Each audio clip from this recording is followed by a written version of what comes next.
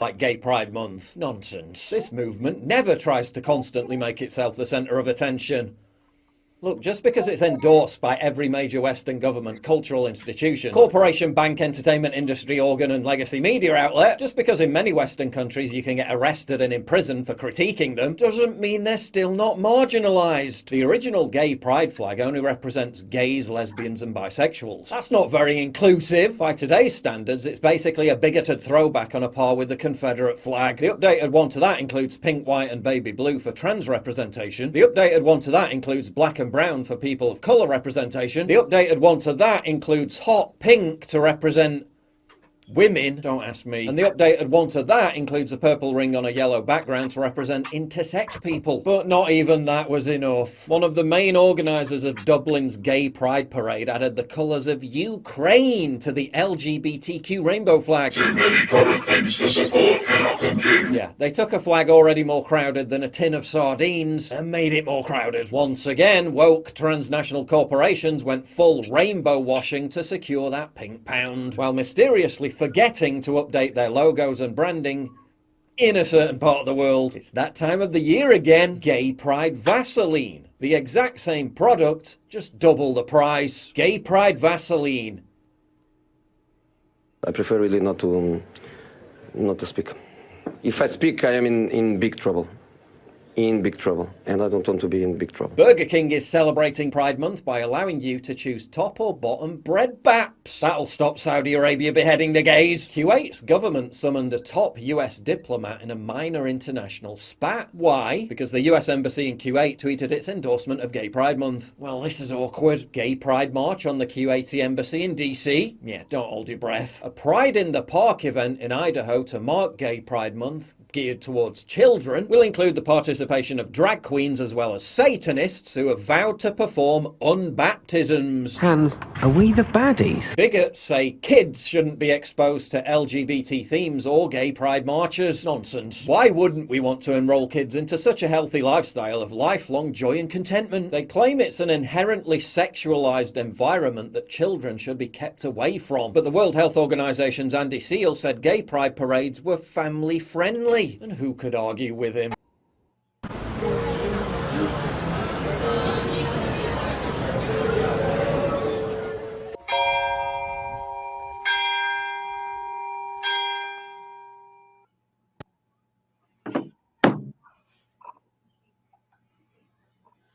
You're muted.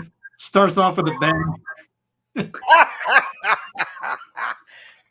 Obviously, the highest level of professionalism here, ladies and gentlemen. Welcome to News from the Pew. Deputy dog. Off on a solid foot. I mean, might as well start out the gate tripping all over the place. Anyway, I'm your host, Rick Barrett, joined by 5 gentlemen who will definitely not be found in any of the supposed pride parades this month.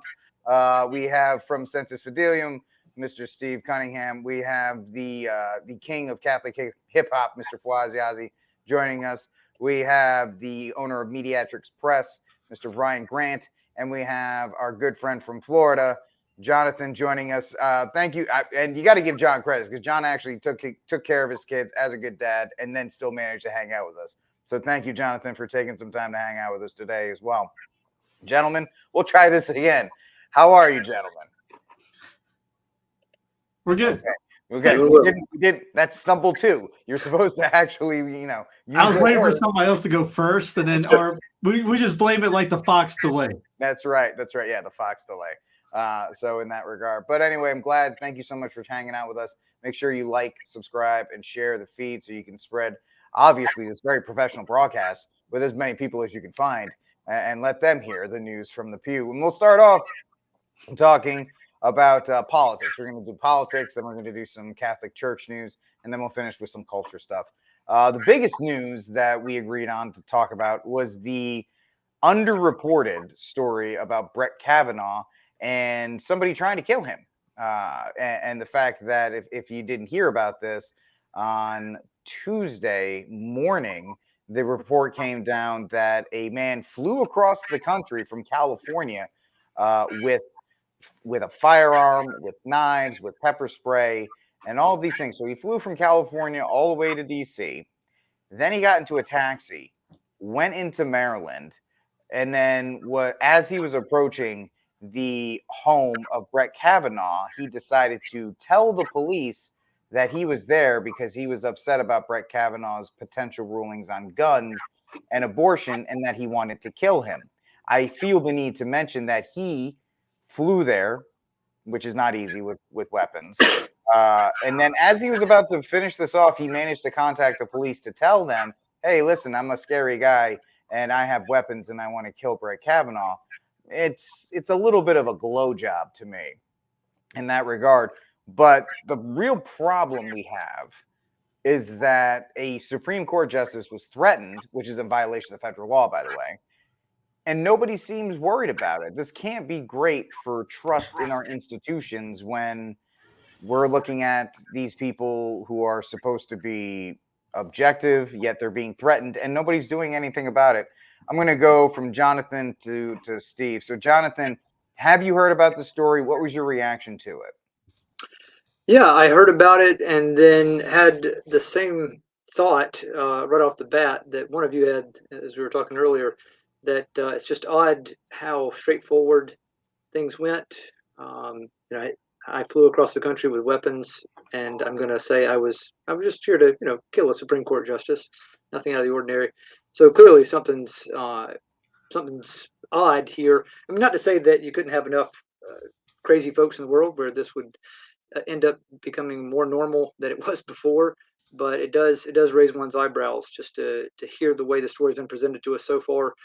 But I don't know. My thought now after the Texas shooting and hearing all the ridiculous reports to one extreme or another that came out the first even 48 hours there is that you kind of have to let the dust settle before you make too many judgments, because it turns out the police there in Uvalde were making fools of themselves by claiming certain things that just were not the case, either for them or against them. So yeah, I guess we'll wait to see where the dust settles and how it settles. But something seems odd about it. But the oddest thing of all is that there wasn't a huge public outcry after sitting U.S. senators and representatives were effectively encouraging the this madness in the first place. That is, people to get up in their face and challenge the justices because they were just going to do something so horrible by taking away the right to kill children. So in a crazy world like this, I guess nothing's crazy anymore. So we have a report, or we have some coverage from CNN to give you an example. What John's point was about coverage immediately after an event taking place. Very little detail at this point, Kate, other than to say this man is he's an adult man from California. We don't yet know what the nature of the threat was. We don't know what language the threat was or what kind of weapon this man might have had, if he had one at all, because the information at this point is just so thin.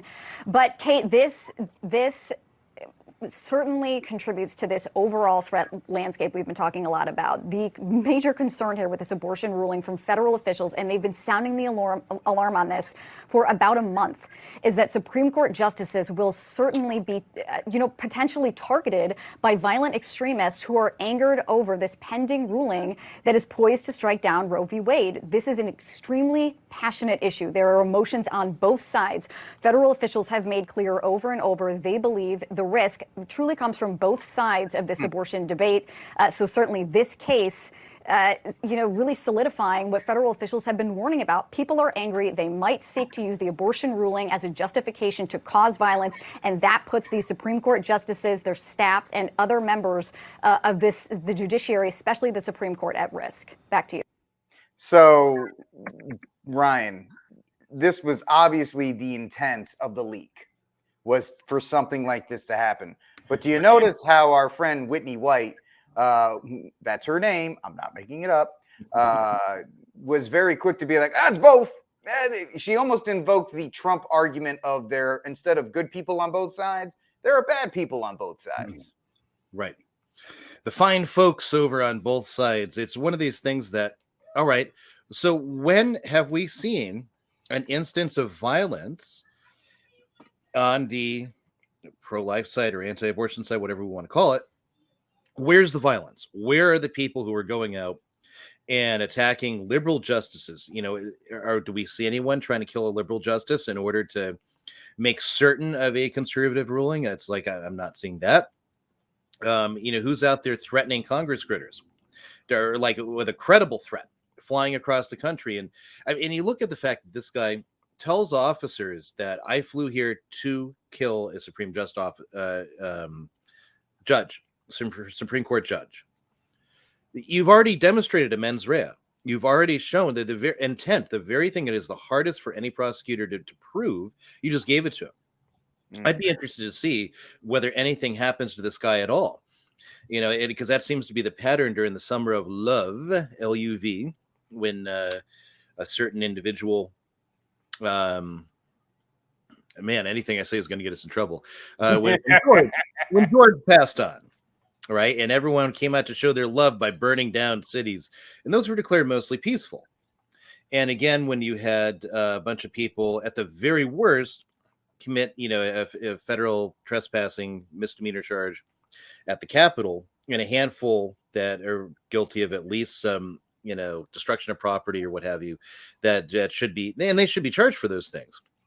They're not, and that's insurrection. Now you have somebody that, in protests and violence and threats of violence to judges, lest they rule the way you don't want. But that's okay. That's democracy. That's people saying, telling you how they feel about things. I'm sorry. This is just another level of gaslighting. Even that phrase, oh yeah, the violence is on both sides. We are only seeing the violence on one side. Now let's flip this around. Imagine that Trump was in office and the Supreme Court was about to rule, well, let's just say on gun rights. And it wasn't certain how that ruling was going to go.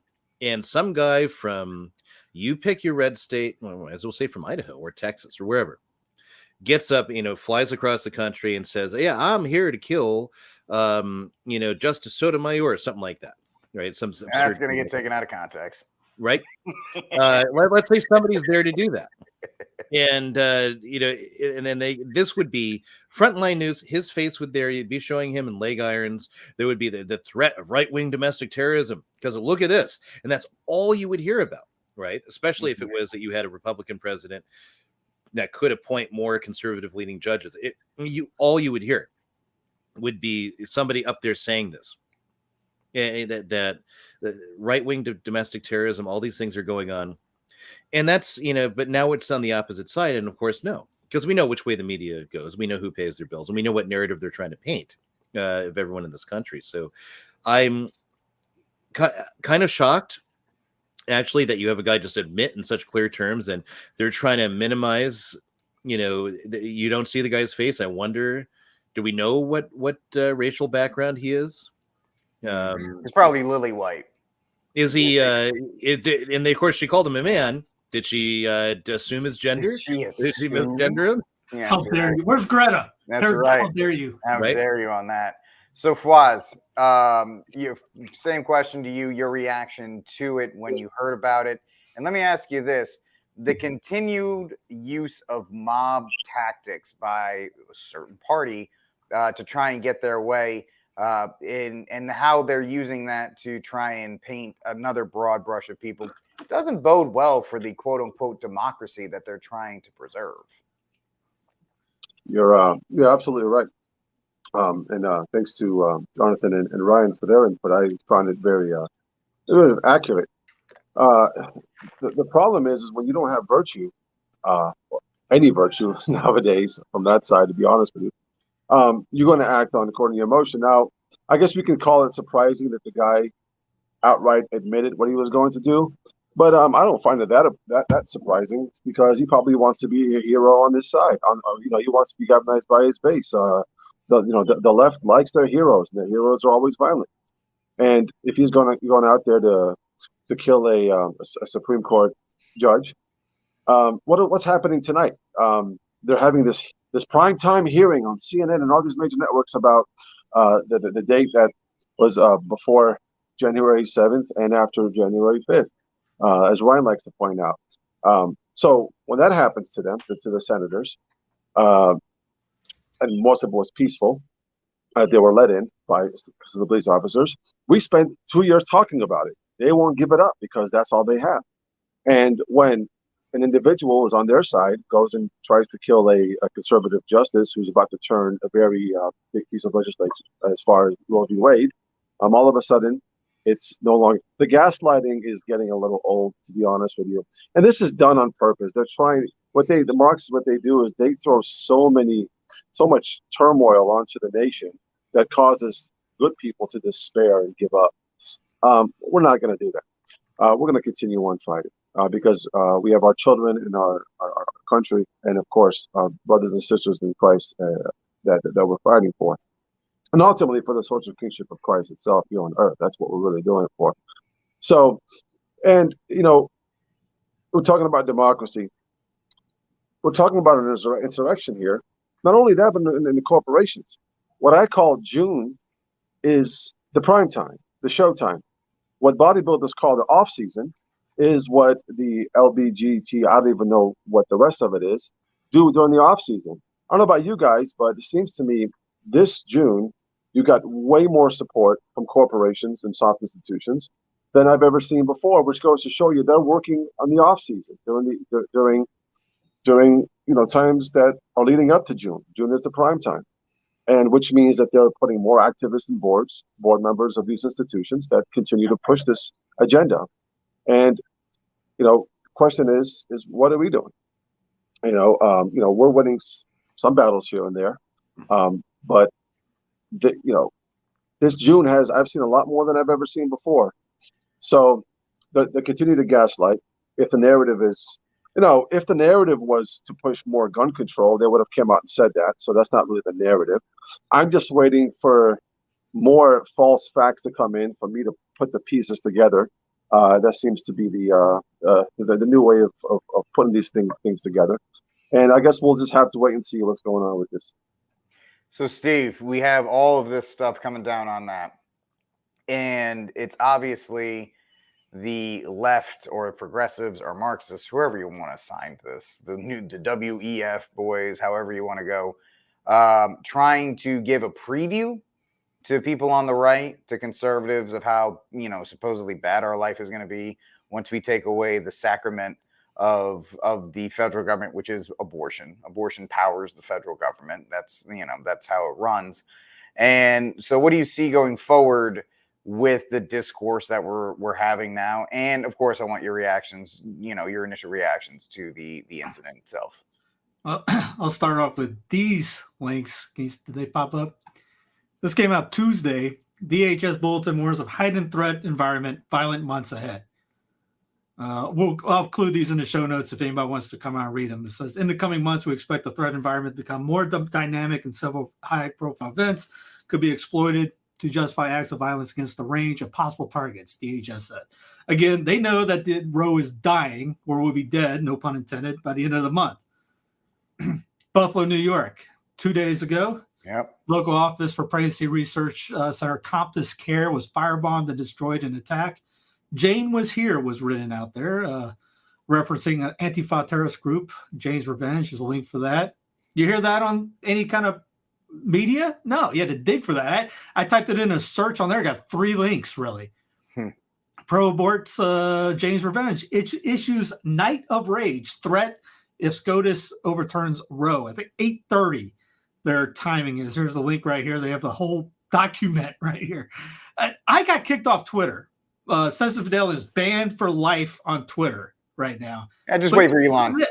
This is fine. This, pro-abortion. This is live action. This goes through documented days.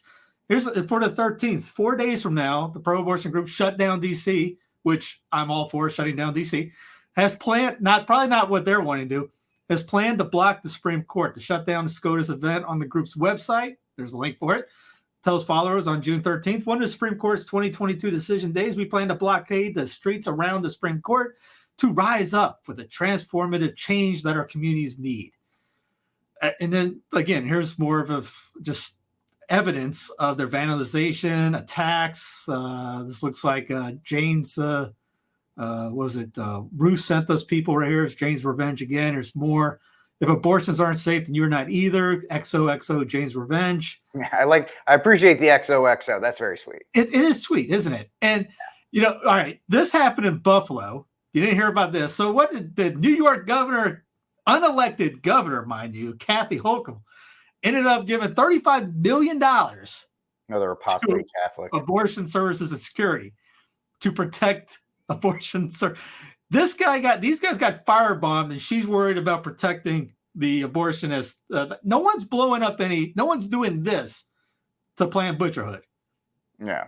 Well, I mean, there's blue cities already that have talked about here in Austin. I think I might have mentioned it last week. There, I have city council members that are like, I don't care if Roe gets struck down. We will make sure that they continue to do so. So even if you're in a red state, your blue cities are going to push back because a lot of governors outside of like DeSantis, they're not going to do anything. Greg Abbott's going to huff and puff and be like, oh, this is terrible. But he's not going to do a thing towards. I'll at least give it to the lefties. They at least think locally and act locally. Marijuana, they go through that. Hey, we're going to have sanctuary cities for abortion. We're going to have sanctuary cities for immigration, illegals. They at least think it. We don't. We keep going. Oh, let's put our mats out to DC and do our mantras to DC. No, that's because they believe, Steve, that for them this is their religion. This is their life.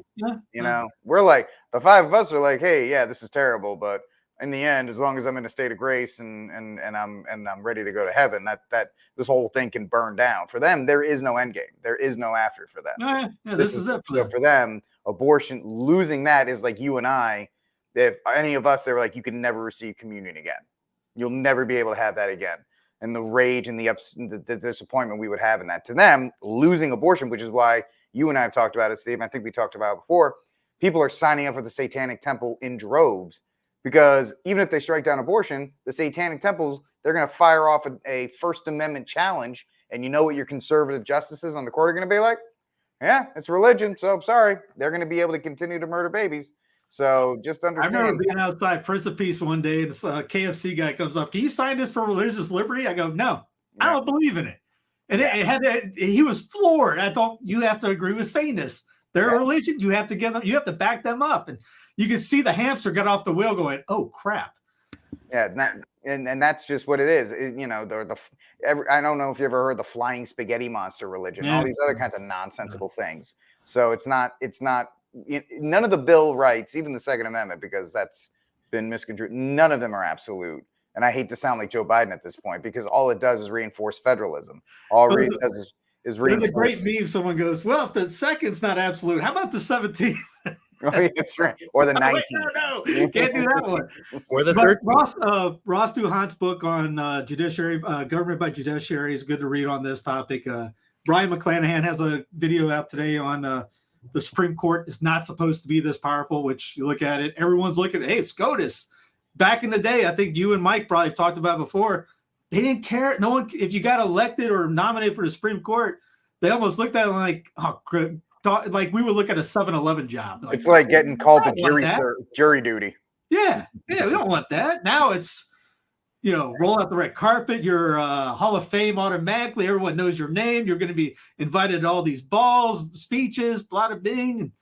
Yeah, we're just government by judiciary. We're literally, whatever SCOTUS says, we're going to have 9 unelected tyrants rule us, no matter what, pro or con. And so, speaking of SCOTUS will be looked at if the bevy, the other hot topic here is the bevy of gun control bills that have been passed in the House. Just before we came on, the House passed this national red flag law, and I don't care if you're not into guns. That's fine. I don't care. You have to understand that a national red flag law system is the destruction to the First, Fourth, and Fifth Amendments, as well as the Second, because it's the destruction of private property as we know it. If you think I'm wrong, look into what red flag laws actually do. And of course, they're pushing this message by bringing in and I'm not even joking, the Oscar-winning actor Matthew McConaughey to put on his smart glasses and read a prepared statement about how upset he was about the murders and the incident in Uvalde, Texas, which we're all upset about. But the difference between the 5 of us here and Matthew McConaughey is we're not standing on the bodies of dead children to get our way. I don't know if you have any of the clips, Steve, from that absolute embarrassment, but let's take a listen. My wife and my wife and I, Camilla, we spent most of last week on the ground with the families in Uvalde, Texas. We shared stories, tears, and memories. The common thread independent of the anger and the confusion and the sadness. It was the same. How can these families continue to honor these deaths by keeping the dreams of these children and teachers alive? Again, how can the loss of these lives matter? Uvalde, Texas is where I was born. And I don't live there anymore. It's where my mom taught kindergarten less than a mile from Robb Elementary. That's cute. Uvalde is where I learned to master a Daisy BB gun. And? That took 2 years before I graduated to a 14 Took you 2 years to shotgun. master a BB gun? Uvalde is where I was taught to revere he's definitely gay. the power and the I hope he doesn't capability tell of us the that's where tool he that we learned to call act. a gun. Uvalde is where I learned responsible gun ownership.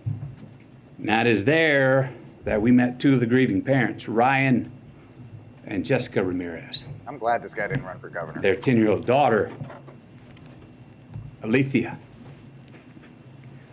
She was one of the 19 children that were killed the day before.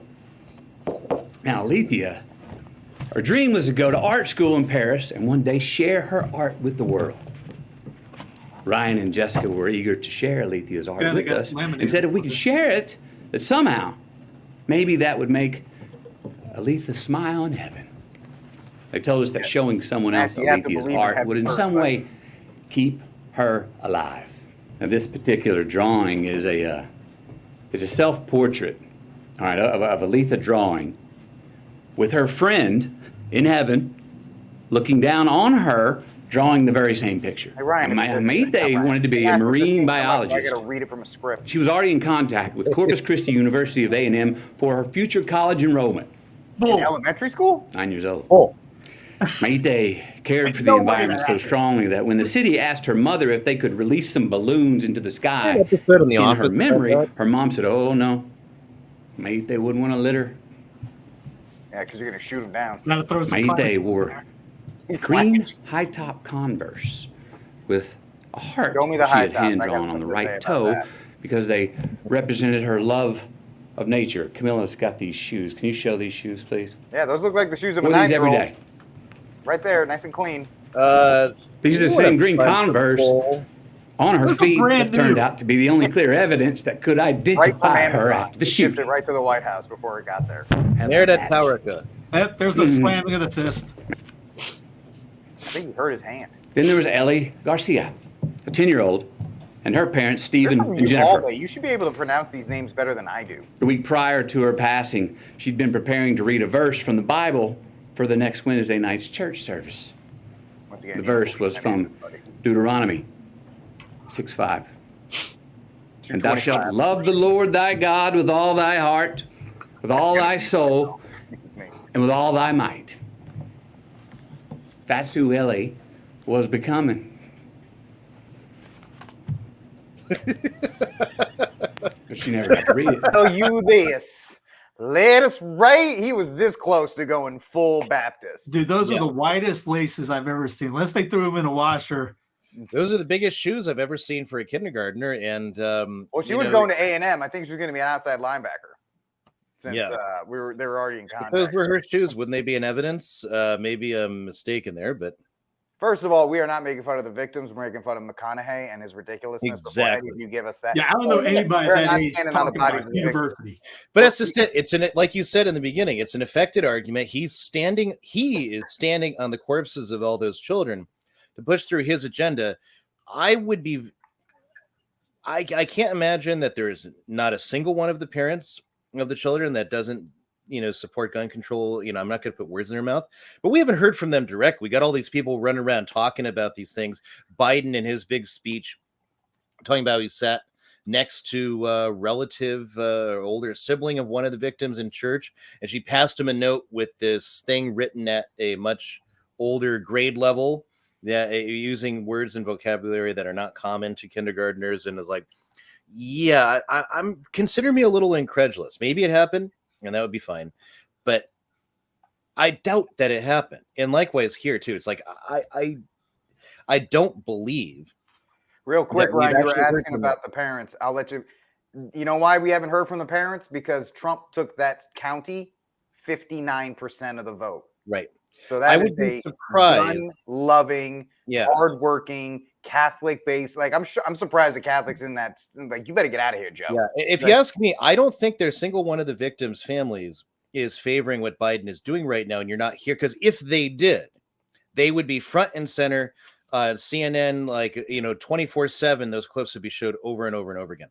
Yep. But it's not happening, and that tells me that they can't find any parents that support what Biden is doing, and they have a complete blackout on anyone talking to them. I wouldn't be surprised if. Ryan, we do actually have a video of the mom. If you want to play that, Steve, too, since you're talking Yeah, about let's do right that. Let's do that. Toward my car saying that I wasn't allowed to be parked there, and he said, well, we're gonna have to arrest you because you're being very uncooperative. I said, well, you're gonna have to arrest me because I'm going in there, and I'm telling you right now, I don't see none of y'all in there. Y'all are standing with snipers and y'all are far away. If y'all don't go in there, I'm going in there. He immediately put me in cuffs. She says after Uvalde police officers told marshals to uncuff Gomez, she ran towards the school. As soon as they uncuffed me, I jumped that first gate fence. And once I jumped it, I went to my son's class, and I knocked on the door. And I remember the teacher saying, "I'm like, hey, they're already bolt cutting the fence to get me." She's like, "You think we have time to get out?" I said, "Y'all have time. I'm gonna run for my other son." Once she was assured her son was okay, Gomez ran to get her other child, encountering more officers who tried to stop her. So I start yelling, and I'm being cooperative, and I'm like, "Well, y'all aren't doing. What are y'all doing? Y'all need to be in here. Give me a vest. Somebody give me a vest. Something." I started paying attention to how far the shots were being, so that I knew the shooter was all the way still by my first son's class. So when I went to my second son's door, the teacher didn't want to open the door for me. So that's when they started escorting me out. And as I see that they're opening my son's door, I go run for my son and I get him. With both of her kids out safe, Gomez still can't shake the thought of those who didn't make it.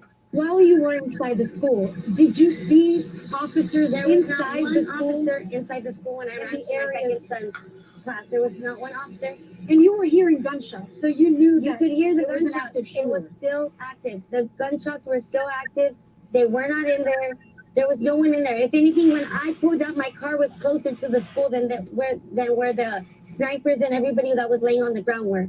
When you heard that it took law enforcement 75 minutes before they went in and stopped the shooter, what was your thinking? Having been inside the school. Maintain self-distance away, by the way. Yeah.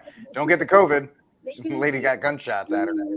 They could have gone into that classroom and maybe 2 or 3 would have been gone, but they could have saved a whole more. That's pretty much been scrubbed off the internet too. So, John, you just saw that video of the mom. Contrast that to the Razzie-inducing performance of Matthew McConaughey at the White House. That's why they had to have him come up there and slam the desk and make the crying sounds, because when you talk to somebody from Uvalde, they're a bunch of cowards, and all they're doing is standing on the bodies of these children. Yeah, well, it's a good point, and the only thing I'll do is try to draw out something that might not be immediately apparent. I mean, how ridiculous Matthew McConaughey sounded, and how ridiculous it is to have an actor get up there with fake, choking and things like that. I mean, that's just an embarrassment. There's not much to add to that.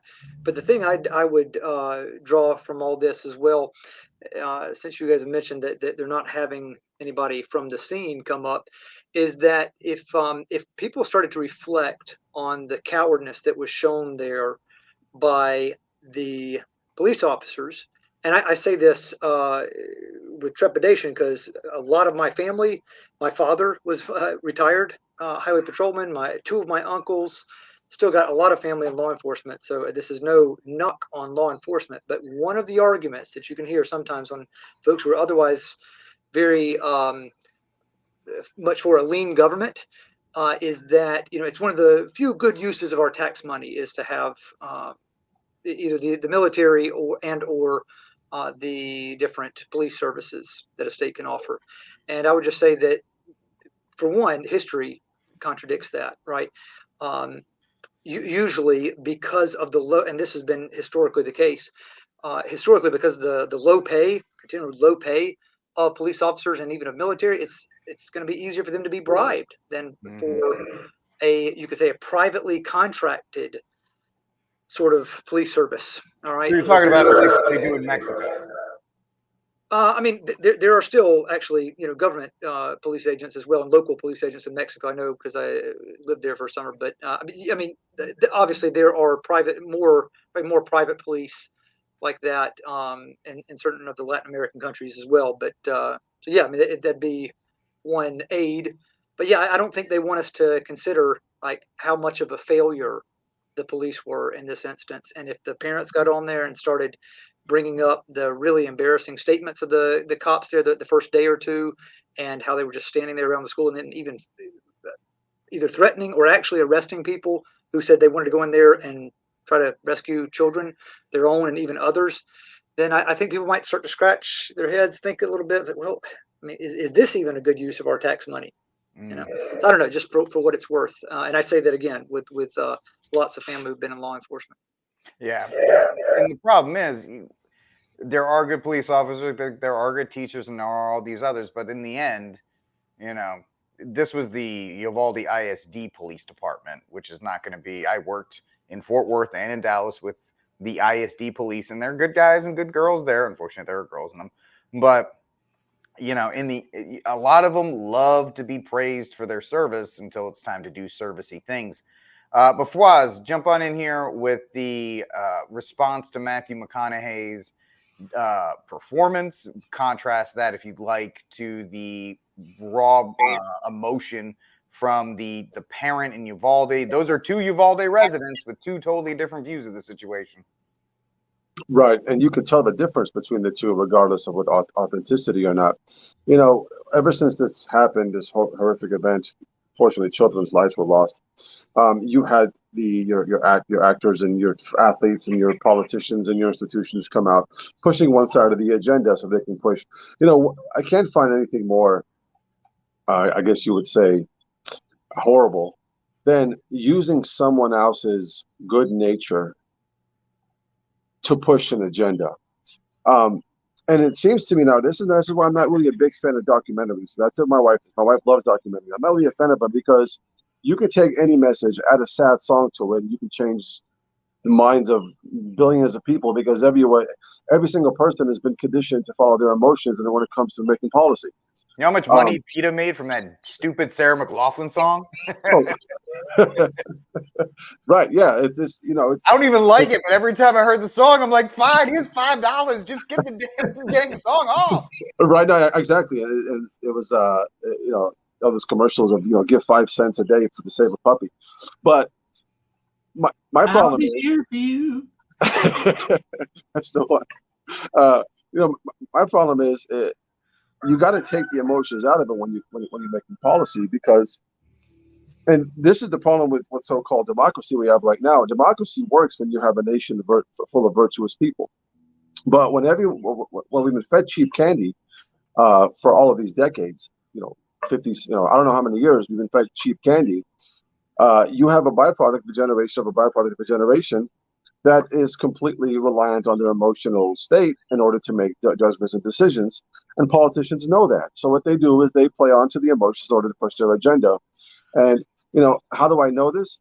Ask any teenager right now, especially in the pro-life movement. Ask them if abortion is wrong. They'll say yes, because it's mean to kill children. And ask them if the LGBT community or gay marriage, whatever you want to call it, is okay. They'll say yes, because it's not nice to. So it's all based on emotion, not based on logic, not based on the natural law, not based on natural rights given to us from God. So I find it, there's nothing wrong with being moved by an event, as long as you have your lower faculties in check and fathered by the will and the intellects, that you can make a decision. Because none of what they're pushing, according to these red flag laws and changing the age from 18 to 21, it's not going to change anything. It's not going to solve any of these problems that Matthew McConaughey is talking about. It wasn't going to solve any of the issues of the mass shootings in the last 50 years. So that goes to show you, they're bringing their actors, they're bringing their athletes, they're pushing hard, and unfortunately the nation is just eating it up, mainly because everyone's just so used to emotional reactions to all these issues. That needs to change through virtue. Yeah, Exactly. I want to make sure I'm not muted. Steve, you want to jump in? We also have breaking news here. And speaking of pushing the agenda, there's a report coming out right now from CNN. Well, everybody, there is a shooting that is taking place right now, an active shooter situation at a company in Maryland called Columbia Machine. And it doesn't say how many people have been shot because the FBI changed the definition of a mass shooting to 4 more people either killed or injured. So we don't know what that is. But it's very interesting that right now, mass shootings, which nobody cared, we didn't talk about these things here or there. Now all of a sudden they're everywhere. And I showed this to Steve. This is my favorite thing to talk about when we have, this is every time for gun safety, where Bloomberg's, Mitty Bloomberg's organization. Look at Maryland's rank. They're number 7. They have red flag laws. They have extended background checks. They have all of these things. And it still happened there. And it still happened in that state, which is once again proof that, as Fawaz was just saying, until you have a virtuous nation, union, and people are not filled with so much hate in their hearts, because he could have done this with a car. He could have done this, like, I don't know if I mentioned it on this program, but I will. The largest, the most effective killing event at a school happened in 1927 in Bath, Michigan. It was a car bomb that took place in a little town in Michigan, Bath, Michigan. 39 elementary school students were killed. It wasn't a gun, wasn't a knife. It was a car bomb by a disgruntled janitor. You can check me on that. I don't know if it was a disgruntled janitor, but I know it was a car bomb in 1927, Bath, Michigan. So, Steve, jump on in here. I'm kind of hogged up a little bit of your time. Thoughts on all that? It's like we talked about last week about the Dr. Wood's book about 33 questions you're not supposed to ask about U.S. history, about was the Wild West really that wild? And talks about how moral men carried weapons then, and there was more bank robberies in one weekend in Chicago or Detroit, whatever. I can't remember which one it was. It was a decade ago since I last read it. Than it was for a decade in the Southwest. Where get the book, you'll read it, you'll love it. It's probably not very big fan of a lot of people's, but thinking locally and acting locally, New York. We go back to Kathy again. She signed 10 new gun laws just the other day. You can look up on every town, look up New York's rank after you're done talking and see why they needed these. Yeah, I mean, expands the definition of a firearm to include any weapon not defined in the penal law that is designed or may readily be converted to expel a projectile by action or of an explosive. There was one about, expands the list of people who can file extreme risk protection orders, requires enhanced reporting of law enforcement to the state and federal gun databases. Agencies must report seized or recovered guns to criminal gun clearinghouse. Bars purchase of semi-automatic weapons, anyone under the age of 21 requiring a license. Creates a new task force on social media and violent extremism, because you got to look on social media for those people that are literally threatening everybody else. But no, those guys are okay. Yeah. Housed in the office of the Attorney General, the task force will study and investigate the role of social media, blah, blah, blah. Basically, they're going after you. And it eliminates the grandfathering of large capacity ammunition feeding devices that were lawfully possessed prior to the enactment of the SAFE Act or manufactured prior to 1994. Requires social media networks in New York to provide a clear and concise policy regarding how they would respond to incidents of hateful conduct on their platform, meaning us, and maintain easily accessible mechanisms, because when they shut down again, you're going to be the one they're going after. It creates crimes of making a threat of mass harm and aggravated, for my English-speaking people, making a threat of mass harm. Requires the Division of Criminal Justice Services certify and decline to certify that micro-stamping enabled pistols are technologically viable, and if certified as viable, to establish programs and possessions for the implementation of such tech, and establishes the crime of the unlawful sale of non-micro-stamping enabled firearm, and prohibits purchase of body armor with exception of those in specified professions. So the military police force in New York can have the weapon, have all that, but you can't. So, again, you don't want everything to come under a blanket thing from, as we keep saying, the incorporation doctrine. So, in a sense, a state can do this. if it's in the state constitution, you have to make sure it's not a violation of New York Constitution. I think I looked it up and I couldn't find an arms amendment in New York. It is New York. Down in the South, that ain't happening down there. Richard knows his Texas one. Article 1, Section 23. Yeah, there you go. I mean, so a state, and you can back me up on this, can do anything, literally anything they want. You look at the Bill of Rights. They can't do this. They can't do. No, that's what the feds cannot do to the states. A state, you pretty much have carte blanche to do whatever you want. Now, it could be a violation of state constitution. That's a different story. But when we're talking about Second Amendment, I hate talking about that, saying, again, it goes back to the people that talk about it, like a Fox, CNN, even the NRA. Not saying that people are there bad, but the idea of getting it to, oh, this is your universal right. It's a right to, yes, defend yourself, but the Second Amendment has nothing to do with Congress shall not pass. That has nothing to do with the state of New York shall not pass. Not saying it's a good rule, not saying it's a good law. You fix your state. You can at least fix that area. You can't fix the entire continent. People in California, they got this guy out there. It's trying to get with queer tranny education in K through 12.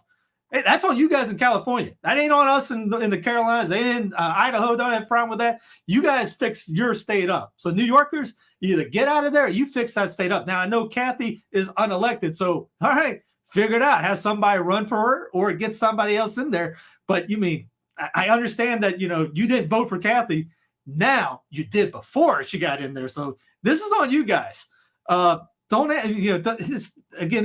the universal thing. I don't like government enacting things on top of people. Like, what, in a sense, locally, Alameda County is bringing back the muzzles. St. Louis, the Arch, is bringing back the muzzles. I'd rather have small businesses and states doing that, or counties or cities, than the U.S. government doing that, because at least you can change your local state, your local areas, and your businesses out. So, New York is New York. It's nuttier than anything up there. I would never move in if you paid me. But at least it's federalism. Well, upstate New York is gorgeous. It really is. Great apple cider donuts too in the fall. I don't know if you guys heard the speech from one of the only guys I respect from Congress, Thomas Massey. He was talking about the schools. Talking about think local. See, he was talking about schools that implemented where they armed teachers and had armed security in schools, since that have had zero mass shootings, zero. So we know that works because it's been applied and it works. So even before, when TSA came out, the terrible group TSA that turns me into Eric Cartman every time I see him, they talked about how private companies could help the planes, and so if in San Francisco they ran an experiment. Each plane would do it instead of a blanket thing. You have a private company, because if you don't work, you get fired. San Francisco, they did that. Fire those guys. They're never going away. They did that in San Francisco, where they let the airport operate independently with a private security. They found wait times were less and their security checks were better. Of course, it was a funding grant through TSA, but still, that is the point. I skipped over you, Ryan, because I wanted to get everybody else in. You want any closing thoughts on this? I guess a couple of different things. So one, I was just going to mention a connection to that breaking story, that Columbia Machine produces concrete production machines. So what exactly all those are, I'm not exactly sure, to be perfectly honest. But anyway, that's what they do. Why there's a shooting there, I have absolutely no idea.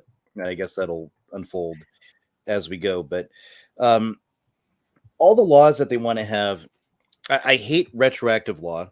The idea of making something that once was legal, now a criminal offense, and now you were a criminal for doing something that was legal at that time. That's absolutely horrible law. It's against justice. Absolutely. I can't think of, maybe if it's something against natural law directly, but otherwise it's, going back and saying, oh yeah, it was totally legal to own this. Well, that's gone. Now you're a criminal because you own this. That's always a really bad idea. I wouldn't be surprised if they don't try more of that going forward. But, and red flag laws too, when you get down to that, your enhanced checks and everything, none of that stuff's going to do anything to stop, reports. We already have cases where the Air Force fails to load up the psychological information to the FBI database that prevents, or ATF or whatever database it is, that prevents somebody from that has serious mental disorders from owning a gun. right? Or this other group doesn't load up info. So all the information's not stored or not centralized. So you can end up getting a background check, and you are someone that legally probably should not own a gun for, for the various, things that you may have done, or psychological things that it's probably not a good idea for this guy to have access to that. That's the FBI next check. So you get in, and so now let's say we enhance that. So now it's going to be all the, all these things reported. You're still not going to have full reporting. And more enhanced background checks will take longer, and you're still going to be able to slip through those fairly easily. It's not, it's not foolproof. So what they're going to go for is there was actually a Vox article on this, and they had an interesting thing. Not that I think Vox is this great trustworthy source, but it's good for getting indication what the enemy is thinking, right? And the next stage is going to be that you have to have digital ID. Everything is uploaded in the system that you've ever done, and it'll be actually government deciding whether or not you get. And this will take like 10 or 15 days for them to decide whether you can get the gun before you get the gun. Yep. And then so many other things. And likewise, ammo purchases will be under the same thing. So you won't be able to go in and buy ammo unless, again, so they're going like not just enhanced, but really enhanced. And it's going to involve your doctor. It's going to involve your school profile, right? And this is the kind of stuff they're talking about for the future. And then you get into red flag laws. It's even worse, because then it's just like you guys said earlier, you lose all sense of due process, period. There's no due process in a red flag law. There's no evidentiary criterion. It's somebody who could be in another state, could be pissed about something you said on the internet, calls the cops and says, oh, this person's a threat to the community, and he's got guns. And next thing you know, you got the cops in your house, no warrant, no anything. Hey, well, we got a call. And so not raids. Guns. And the thing is, and what's going to be the path to rights restoration under that too? That's the other thing. Is anytime you have removal of rights, you need to have a path to rights restoration, such as you lose your right to vote because you committed a felony. 10 years, 15 years later, you come out and you look, I was young and stupid. I have a sterling record ever since I got out of prison. I've never done anything like that again. I'm not going to. Would you please consider restoring my right to vote? Right? That's a path of rights restoration. They have that in many states. Well, what about your gun rights restoration? Oh yeah, that was a totally fake tip, and we never should have confiscated your weapon. How are we going to get that back to you? And of course, nobody's thinking about that. Nobody's putting. Granted, I don't favor the law to begin with. I don't favor red flag laws at all. But once you got them in there, how do you get your rights back? And they don't really care about that. They just care about showing that they did something. And Matthew McConaughey couldn't give a damn about Uvalde, Texas. And now he's all out there with getting a Southern drawl all going, which I bet you he doesn't use in normal speech. All right. Right? Yeah. Yep. It's a performance. That's all it is in that regard. And yeah, the idea of a red flag law nationally is a setup for the destruction of the Bill of Rights, and it's a backdoor for all your digital ID stuff that you want, because they can all be connected, because they destroyed the idea of privacy under COVID. HIPAA doesn't even matter anymore, so that all that stuff can get rolled in. So that's our politics section. Let's move on, do a little bit of Catholic news. We'll talk first about the incident that took place this weekend in my home republic of Texas, in the city of Dallas. I don't think we have any videos or any of that stuff, because I don't want to play it on this. The stuff I haven't even watched fully. I know people shared it on social media. I got repulsed every time. But I do want to talk about the brave men that stood against it. There was a rally, for lack of a better term, a gathering of Catholic men on the other side, praying rosaries of reparation and standing up for it. And I was very happy to see that, because, gentlemen, there needs to be a call for all Catholic men and Catholic men have to lead the way. I'm sorry, ladies, if you get upset with me on this one. The last thing I want to do is put any women or children into this fictional firefight. It's a spiritual firefight, and having them exposed to any of this. But Catholic men, you're going to have to step up. As Fawaz correctly pointed, it's getting a little hotter than it usually is. And the time to sit by has passed. And this takes us to, let me throw it around from John. We'll go John, Ryan, Fawaz, Steve. Your reactions to the performance that took place this weekend in Dallas, John. All I can do is echo what you said. Yeah, is that the path forward, I think, has got to be reparation for the outrage that is, especially when it affects children that way, which aggravates the matter, right, because of the scandal there, and adversely influencing those who are most influential, or can be influenced the most. But the only other thing I'd say is that there should have been some sort of more coordinated response, larger response, as Fawaz likes to emphasize, by all those who say they cultivate virtue, right? Because this is really one of the gravest attacks on virtue. Is not simply these assaults against the sixth and ninth commandment, but especially in the ways that it would adversely affect children like this. Again, those who are to be formed in virtue at that young age. So I'm just wondering where some of the louder voices were. It was good to hear that at least one of the major media folks was talking about it. The only one I really follow much at all, and that was Tucker Carlson, that he brought it up and had someone talk about how horrible it was and give a few bleeped, excerpts there just to let us know that it really was as bad as it was advertised. So at least someone's out there talking about it, and it seems like there's a lot of diabolical activity there in the state of Texas for that to have been an issue in the first place. But that's the only stuff that comes to my head right off the bat. All right, we have a video here. See, even in the last 10 years, right? If we just look since Obergefell and so the same-sex marriage was legalized nationwide, you have a lightning speed march through every institution as it relates to all manner of issue regarding the LGBT community. And I would argue, and I'm not trying to be overly provocative, but I would argue that the United States of America is officially a gay nation. Now, a lot of us would say we used to be a Christian nation, but if we're really being honest, June is all year round. Because the stuff that we see in June, the queer beer and the events for the LGBT and the rainbow colored flags all over social media, we see those things all year round. They are the most favored sort of protected minority class. Black folk, once again, are at the back of the bus looking to see what's going on in the front. And I would make that argument easily, that the fact that the rainbow flag flies from embassies across the world at any given time of year, I think I would say that, yeah, America has been thoroughly queered, and it's just a matter of who's willing to step up to fight back against that. Man, you've said a mouthful there, and you've given me pause and made me think. I don't think I can argue with that assertion. The thing that, because I was going to end it by asking everybody, but starting with you, Delano, is at one point you said, do you think we're in that the left is in a death spiral? Yes. And so I'm just wondering is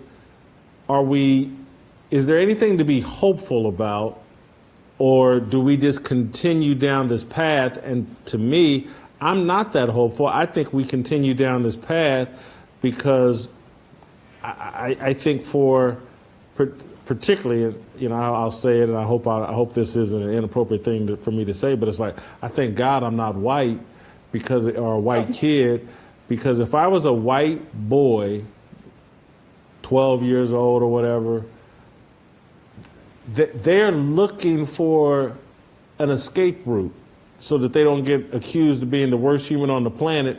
And the escape route that's being offered to them is, oh, you ain't got to be a white boy. You can be transgender. You can be gay. We got a little minority group for you as well. You can be one of the cool kids. Just opt out of being a white man and gay, trans, whatever, bisexual. Come up with one of these aggrieved groups, and you now get to join the cool kids, and you get favored nation status. And, second in line for that is the heterosexual black boy. He's going to have to opt out if he wants to get ahead in this society. And other than this show and a few other. I don't even know who's talking about it. We are. We're sorry to Wow. you. I wish you had shown that before I spoke, because No. that was a I want you really to jump in. courageous. Jump in on that. Respond. That was I mean, Jason Whitlock's always impressed me, for as far as sportsmen go, or guys who talk about sports.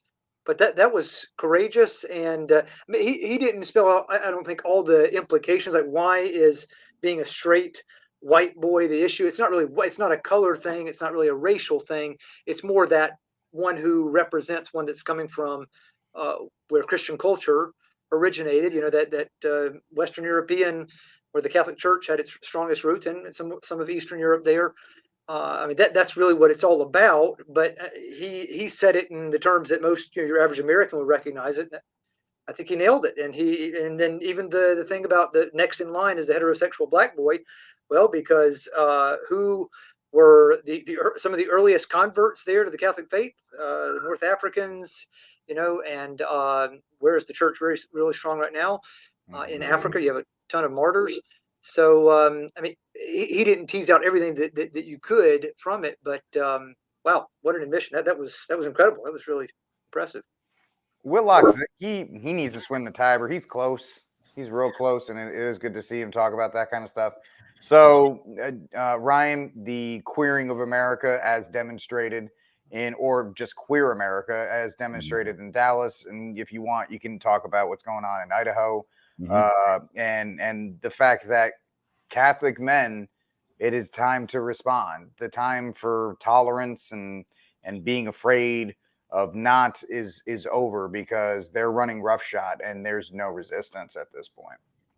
They don't tolerate us. They don't tolerate you as a white heterosexual male, whatever that's supposed to be, anymore. Everything's how dare you assume my gender, right? No, we're tired of it.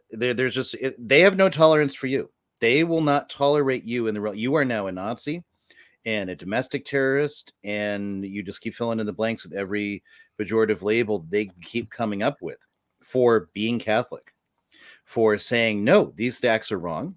These types of things are wrong. And I mean, we're at a level where it's perfectly okay to have kids at drag events, right? Such as this business in Dallas. And they don't see there's any problem with it. You have people coming out and defending that as if that's a good thing. It's like, wait a minute. If we took a child to a burlesque, we'd be met with CPS at some point, taking the kid away, right? But it's perfectly okay. And this drag queen story hour has gotten more and more absurd over the years. It used to be like this thing that happened in San Francisco, and now it's in every city. They even tried one. I live in a really rural town in Idaho, about 30 minutes outside of Post Falls, small area. And of course, who is it? It's actually the native Idaho people who are natively more liberal than the culture that grew up after them. So they're like all sponsoring and pushing for a drag queen story hour at a library in this tiny town that I live in. And luckily, I mean, the entire town got up against it. And so I don't know if they completely canceled it, but nobody showed. But they're going to keep pushing and keep trying. They're not going away. Right. And so, yeah, I live at where I'm sitting right now is about 7 minutes away from Coeur d'Alene. And let's see, where do we want to go first? Let me share some links. So there is a Pride Day planned for this Saturday, right, in the park, McEwen Park, which is in the center. It's right by the lake. It's by all these big buildings they got there. And that's where they're having child-friendly Pride Day. And when they say this, it's always like the exact opposite of what they're saying. The exact opposite, in fact. But let me pull this one up. So the Satanic Temple is also getting involved, and they're a co-sponsor to the event, and they're sitting there, boasting about they're going to have unbaptisms. Now, in case anyone in the audience is not familiar with an unbaptism, what that means is essentially you're going to publicly apostatize, because there's nothing you can do to undo your baptism, as it were. But you can publicly apostatize. And that's, of course, one of the things that they are supporting family-friendly celebration of the LGBTQ plus diversity, a drag dance party, and you know, all these other things. And so we got these little bits down here, local health provider, local credit union, even, you know, all these different places that are supporting it. Local internet company, TDS, which actually is the very worst internet company. If you happen to live up here and moving up here, it might take 2 years before they actually finally put in your internet. So don't go with them. But anyway, so on and so forth. And so this gal right here is a major figure at the Satanic Temple. And, you know, she's involved in the whole business down in, I'm trying to think what's going to happen if I click on this. Maybe I don't want to do that. But she's a major figure in that whole business down, you know, which went down to Boise to do that same type of thing. So there's actually a pub in Coeur d'Alene. It's called the Crown and Thistle. And one of the owners of that is, she's very close to, you know, the Satanist temple. I don't know if she's a formal member, but she's very close to it. And a lot of the push for Satanism surrounds that place. They did a fundraiser for the Satanic Temple there. And I saw the place and it's like, oh, that looks kind of cool. But then I saw they had all the COVID mask Nazi craziness. So I was like, I'm not going in there. Turns out they're major supporters of the Satanic Temple. So I'm glad I never went in there. But that's where it's all going. And so this Pride in the Park event's happening 10 to 3. Again, same type of thing, family friendly, but we're going to have drag queens. That is, people dressing up like men, dressing up like female prostitutes. How is that not demeaning to women? Number one, right? What happened to feminism? It just cowed before LGBTQ diversity. So there's no more even third wave feminism. That's like, what's the phrase they use for that? TERF, trans, exclusionary, radical feminist. Well, that's where all that's going. And it's just a horrible thing. So anyway, there's a whole bunch of other links and things I could throw up for that, but it also violates Idaho law, because drag is understood as a sexually themed event. And under the Idaho code, exposing a child to drag qualifies as exposing a child to lewd and lascivious behavior, which is a felony. And yet the Idaho State Police has endorsed the Pride in the Park events all over the state. And it's kind of baffling, kind of maddening. And yet, you know, at the same time, I guess not surprising. So a lot of people have been talking to the Idaho State Police and emailing them saying, hey, look, you're violating the law by endorsing this event even. But that's kind of, you know, where it goes. And it's, you know, they're really working up here.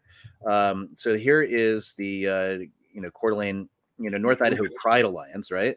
Let's go down here. Pride in the Park, obviously, is the one we're talking about. I will not be celebrating with you. Queer Resilience Gender Identity Day, and that's you know, another thing. Sold out Pride on the Runway. I'm not even sure what that's supposed to be. I'm afraid to find out by clicking on it. Donate Challenge Books. Wait, where's the other? There's other events in here. Oh, here we go. Got all these events in North Idaho where they couldn't even be 0.01% of the population. And they've got these events running all month long up here. Wow. And it mostly draws people from Spokane. It draws people coming up from Oregon. It draws people coming up from Boise. It has very minimal representation of local people. And I can tell you that I've lived up here 15 years now. Yeah, there are gay people, especially more so in Coeur d'Alene than others, and you know, in whatnot, but they're not that many. They have this many events. It'd be like the same, you know, 50 people at every single event, basically, if it was natively, you know, from the community. So that's you know, an indication what they're doing. They are trying to queer America, as it were, and they're going for the kids.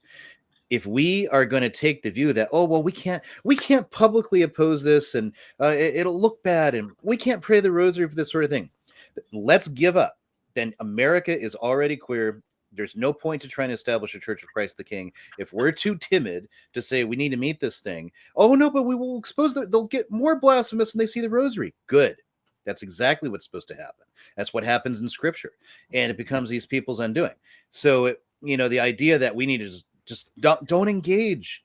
That's how we got here. Have you learned nothing? And people have learned nothing. So, and a lot of clergy are timid and afraid, and I gotta watch what I say here. It's just not looking good. And if you're just going to take the view, we'll just go and pray in the church and not even bother with this stuff, you've basically ceded the enemy the entire country.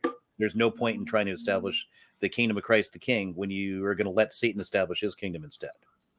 So Fawaz, let's get you in here. And the idea, whether it's in Dallas or Idaho, in red states, because we know in blue states it's happening all the time with no resistance at all. And then we need to, and if you're in a blue state and you want to push up resistance, I encourage that as well. But we have been too timid too long as Catholics, and we're seeing the end results of it. And some would say, well, they'll give you the response, oh, we have to play along, this and that and the other thing. But in response, we have to show resistance, don't we? I mean, if we're not doing it, are we not setting a good example for our kids and our wives and our parish if we're just going to stand by and let evil go unchallenged? Yeah. No, you're absolutely right. And Jonathan and Ryan had great points. I mean, I'm trying to approach it in a human level at this point. I think the problem with the drag movement is, you like to pass on. Well, first of all, there's this natural desire as a man to father children and to pass on the tradition to your children and the patriarchy and pass something on to your children. These men who are dressed as women and like prostitutes, they can't do that, so they have to pay on someone else's kids. But there's also a sense of envy there. In my personal opinion, you are so distorted in interior sense that I think there's an envy of the innocence of the child, that you have to get affirmation from a child in order to continue on in your perverse lifestyle. And we see this too. I get people always say, I wish that I could, have lunch with Saint Therese of Lisieux, the Little Flower. And I'm like, are you kidding me? You spend any time with a holy woman like that, you're going to be, it's going to be uncomfortable. It's just the same way with how Herod was uncomfortable with John the Baptist. The holiness has a certain way where it pushes us. I get uncomfortable around Fawaz because of this. Yeah. There's a sense of, when you're in front of a holy person, there's a sense of uneasiness and uncomfortableness because you always compare yourself to the person. And I think there's a sense of envy there too. It's like, this person's holy and I'm not. There's the same way that I think the drag folks and the drag movement, they're going after children, is because I think Satan has moved them into the demons have moved to such a degree where they're so distorted on the inside. They're looking for affirmation from innocent children because they've lost innocence. Yeah. And either they're looking for affirmation or they want to make them in their image. They want to distort children so they can make them, justify their own actions. And if we, like Ryan said, if you don't have a presence over there on your knees and praying the rosary, you're right. You can, we're done. What's the point? And you want to drive a nation down, you get the men addicted to pornography, drive down the testosterone, and now we're more worried about what the other side thinks about us than actually fighting for the future of our children and our families. That's got to stop. My last thing I want to say here is this. Say what you want about the Daily Wire. I'm not the biggest fan of them, but I think what they're doing is absolutely incredible. They're building an entire empire, an environment where they're actually calling those who have the same belief, the conservative beliefs, onto that side and solidifying and saying, you believe this, stop giving your money, stop giving your time, stop giving your effort to the evil agenda. And I want to make that same case here with us Catholics. Support Mediator Express, support Census Fidelity, support DeLawrence, support anybody who's fighting the good fight. Buy my album, Shameless Blood. So, support the armed Catholic. John Arrington, you're doing an incredible job in the front lines of what you're doing is teaching in the seminary and things like that. These are the folks that we need to support. And like Ryan said last week, I remember he said, say what you want about Bishop Barron, but he's brought some people to the Catholic Church, and some of those people have gone to the traditional movement. Well, we can't, so folk, the conservatives that are going into the empire of Daily Wire are easier to convert into our side and get them, traditional, and then trying to reach out to the other aisles. People are pretty much distorted and they're pretty much lost, and they need a miracle just to get there. I want to put a pin in the Daily Wire thing because I have a response to that, but I want to get Steven first so we can finish up this section. No, because I think Claus brings up a very good point that I actually want to talk about. But Steve, go. Well, here's a clip from Idaho State Capitol. Last month, I participated in a religious pilgrimage to the Idaho State Capitol in Boise to celebrate the National Day of Prayer by giving an invocation at the invitation of the Satanic. I'm not going to play the anymore because it gets into the prayers or whatever that they use. But that was a religious pilgrimage, he said. On the topic of going to these events, this is me, as we went to the Denver Fair every year. I was in Denver to give out miraculous medals, rosaries, books, whatever, pamphlets. This is mostly a Protestant group that was out there. These are Muslims. So our table was literally right here with just on the other side of that bench. And the Muslims had about 30 or 40, maybe 50 out there, depending on the time. The girls, they had kids and young ladies handing out Qurans. They had troughs of Qurans. I couldn't get the diocese to send me anything, not even a water. The people were asking for Bibles. They wouldn't give me anything. So it was just on people that donated at the time or my own personal money from doing Uber. Bought a ton of miraculous medals, St. Benedict medals, rosaries. People wore them all over the place. They thanked us for being there. Hard to get anybody else to come out there. We had our little one, 3-month-old, underneath the tent. I say all this because that Sunday they had drag queen drag dance, whatever they had on the stage. Drags on there. Now to get to the table, you had to go by Planned Parenthood, LGBT table, a table giving away lube. Not joking. Freedom from Religion table. That was a great day. I love talking to those guys. I had fun, and they did not like me at all. The Jewish Christian something group or something like that. It was the Democrats for this. It was who's who on who hates us. Somebody called it Hell's Row. And then you had us. We were it. There was her and I, and it was my wife right there. Her and I, and maybe another guy that was buying me beer. And we get a hot dog or something. That was it. That's our resistance in Denver, Colorado.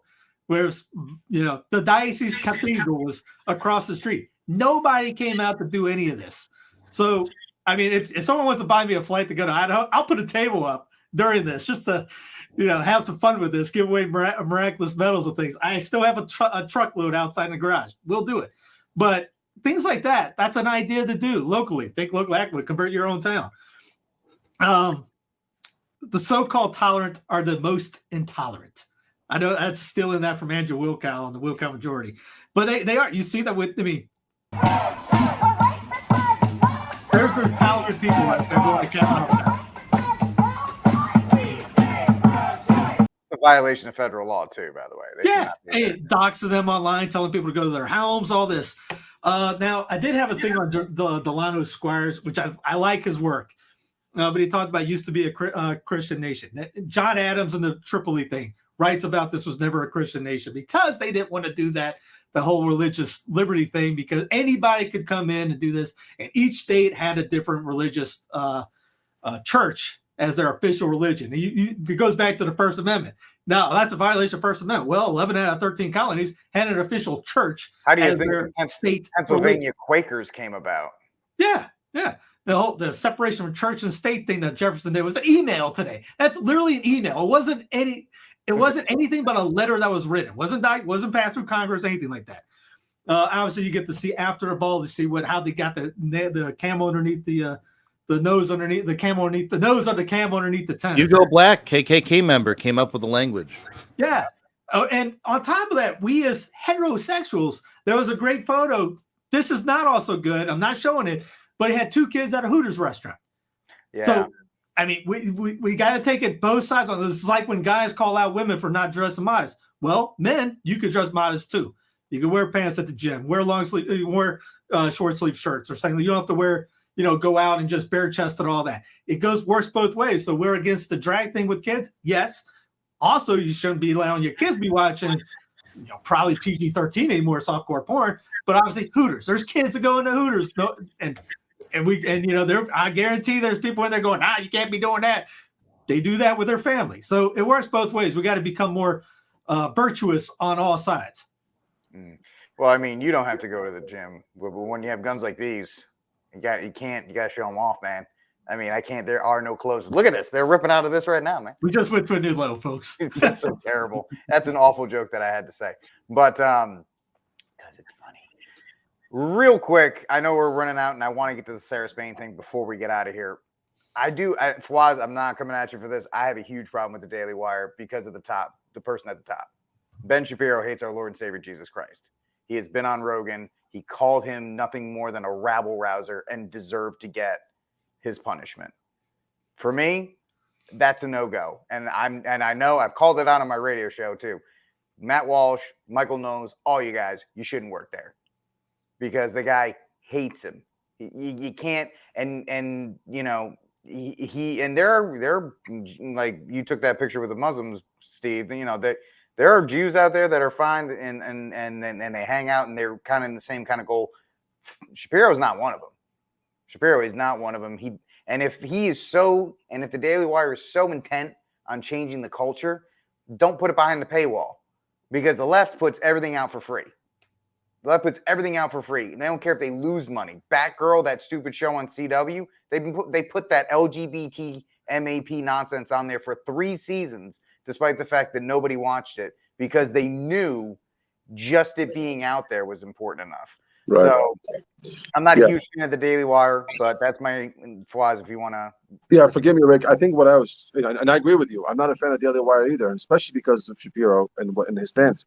What I was trying to say is it's easier to convert someone who likes the more Reverend Novus Ordo into the TLM community.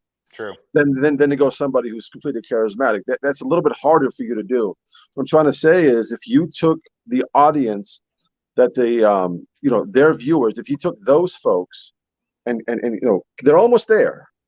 It's easier to get those folks on our side to build a more of a traditional understanding of the natural law and how society should run than it is for us to reach to the aisle and to compromise with the left, which we can't do. So my thing is they're bringing people halfway, and I think we should take those people who are halfway and bring them all the way to our side. So that was my point as far as not their company, but they're attracting folks that I think we can reason with. Yeah, that's that. I mean, you're talking about the audience. I just have to every time the Daily Wire is mentioned, I kind of have to. And I agree with you. Yeah, absolutely. How much I hate. Not a fan of Shapiro. Yeah. So absolutely.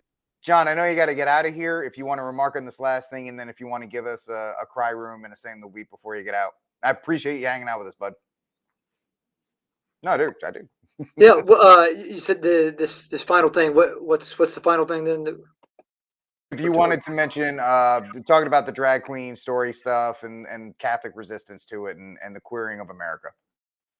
Oh, well, I'm just it's kind of funny. We're talking about the Daily Wire, though. I have to say, I think that the best response outside of what we've already described is Matt Walsh's.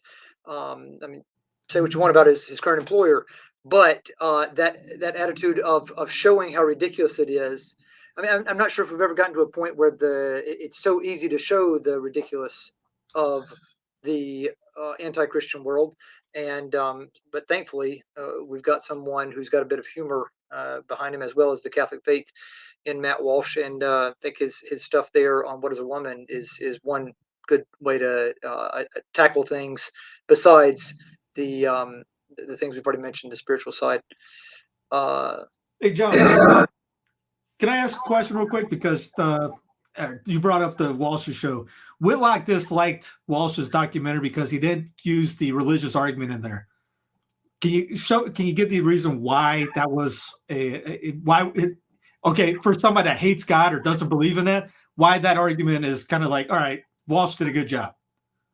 To my mind, it's because anyone who would be influenced by the documentary, even just out of mere curiosity, is probably going to be anti-religious in the first place. It's going to need to be convinced.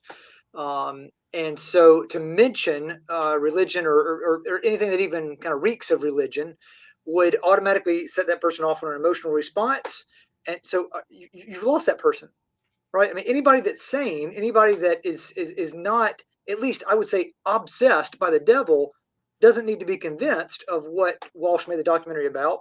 He's not preaching to the converted here. This is to show those who even need to watch in the first place that just the reductio ad absurdum, just how absurd it's gotten. And you don't even need to mention the name God. You don't need to mention any sort of established religion to make that point. So, I mean, is there a separate avenue of attack through religion and natural law? Of course. But is that what anybody needs to hear right now that's going to be effective for the group that Walsh is trying to reach? I don't think so. So I think it's just a matter of who's the recipient of If you want to give us a cry room and saying the week, if you have one. Oh, cry room, certainly Matthew McConaughey. He can work up. Yeah, so I'll get you up to it. Next time, I'm going first. I had to do it though because my wife read his autobiography. Started reading it. She got a few chapters into it and gave it the boot because we've liked a few of the movies he's been in before, and it's funny to mock his faux accent. But yeah, what a goofball. And yeah, I'd say just in response to the different things we talked about today too, my saint would be Saint Louis Marie de Montfort.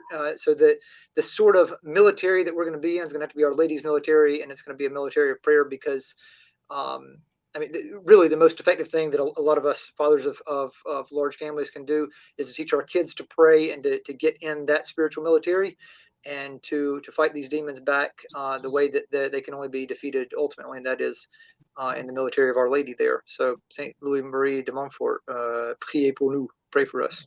John, thank you so much for hanging out with us, my man. I know you got to get going. God bless. God bless you guys. God bless. All right.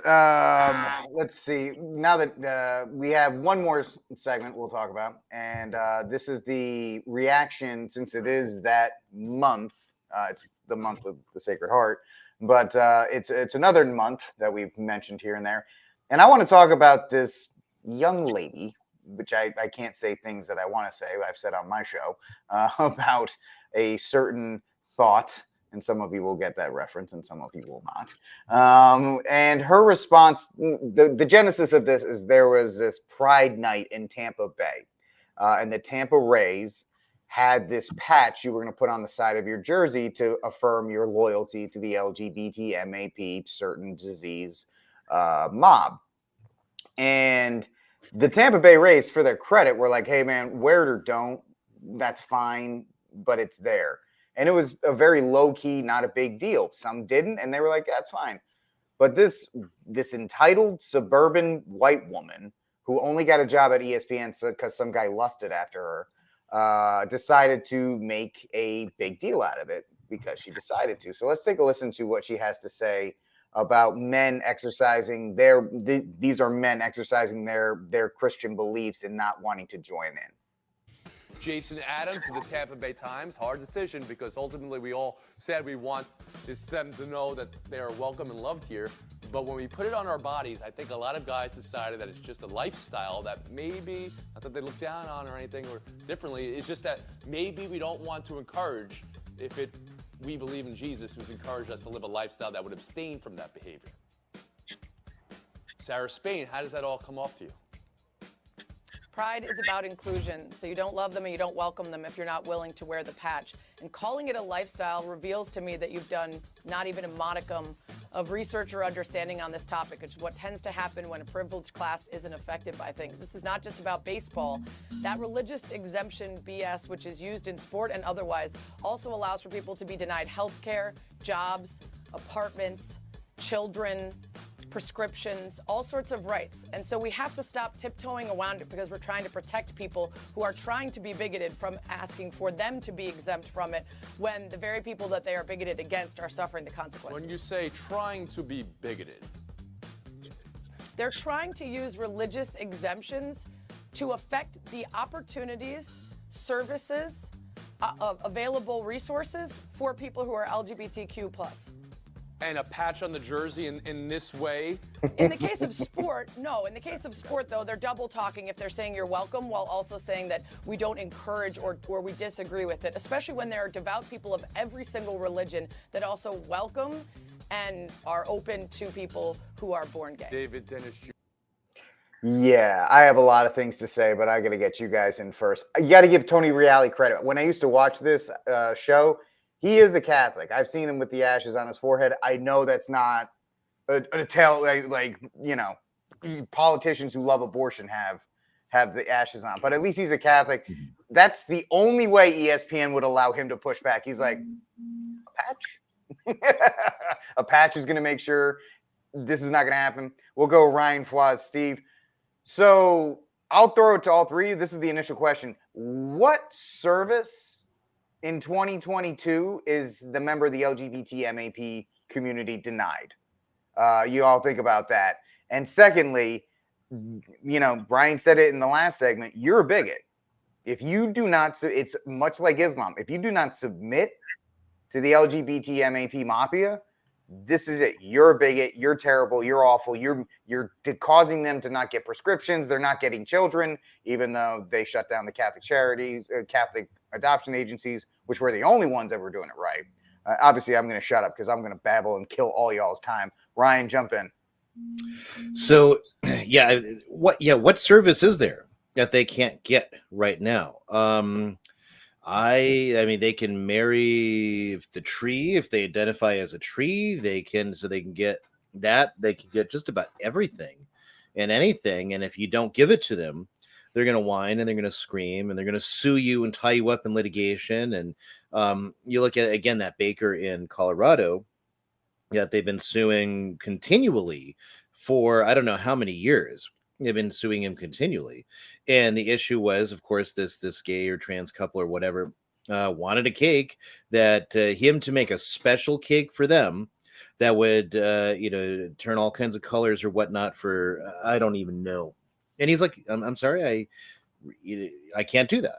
You know, you're welcome to buy a cake out of the case and I'll write congratulations on it for you, but I'm not going to put my talent to work for that sort of thing.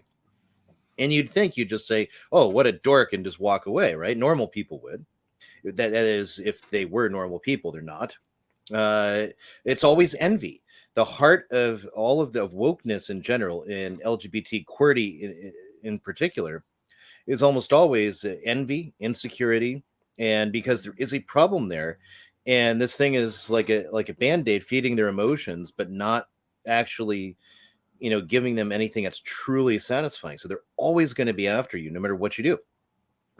But the government has bent over backward to do everything it can for the alphabet people. So don't give me this oppression narrative. Don't give me this. You get a whole month where every government in the Western world bends over backwards to make you feel accompanied. Okay? Yeah. You're not, I'm sorry, no. I mean, even the Pope is on their side, generally speaking, right? When he starts talking about different things, so it's like, I'm tired of the oppression narrative. I'm tired of, and we're so oppressed that one of the clips you played earlier is a black gentleman saying that, one of the worst, one of the people I feel the most sorry for is a white heterosexual kid. Because that's the oppressed class, and that a black man would say that. I mean, it really tells you where it's at, but it's always the inverse. It's always the other way, because that's what you do when you try to continue to marginalize. You continue to gaslight. You continue to try to make a separation from reality, deny reality. That's how abusers maintain the positions they have. So we are, as citizens, facing basically gaslighting and abuse by the system, by the authorities. And again, it'll get to the point where they will come to, if you continue doing like we're doing now, you'll get a knock at the door and it'll be a SWAT team coming to take your kids and forcibly put them through some involuntary gender procedure because some school counselor thinks they should be trans whatever, even against their own wills. And you'll be like, I voted Republican. Why did this happen? And that's where it's going to go. Fawaz, there's an interesting way that she started her suburban white woman rant, and it was pride is about inclusion. Pride is about pride is one of the 7 deadly sins that cries out to heaven for vengeance. It's the one that got the devil, Satan kicked out of heaven for, and it's that normalization of pride and then lust. And you heard Ryan talk about it, envy. They're all cued in from that first idea that pride is good, and it's about inclusion, and it's about all this other stuff. So your thoughts to her rant and to this question I'm bringing up to you, or this point I'm bringing up about pride. Yeah, no, I think Ryan touched it. I mean, I don't really have much to add. I think he said, I mean, at this point, it's the most coddled group in the world. And there's an abusive behavior that's coming forth, but also I think it's that kid that's not really doesn't feel loved by his parents, and brings it up, and after his parents give him the whole household, he still cries that he's not loved by his parents. And I think at the end of the day, they just want you to submit and bend the knee to the agenda, regardless of who it is. So if 5 people don't want to wear a badge, then those people, 5 people, are fighting against the agenda. So they're going to use inclusion and all of these other words just to paint them in a bad light, so they can do the same thing with others, like Ryan said, with children. So, but yeah, we all know that this, like you said, when it comes to pride and all of these 7 deadly sins, and what's really happening here is Satan is really setting up his own earthism religion here that is mimicking the Catholic religion. I mean, you could take a look at anything that the Catholic Church has presented. We have our imprimatur, they have theirs. We have our way of running a system institution through the church and through the hierarchy. They're running theirs. It's just opposite. It's not natural. It's perversive.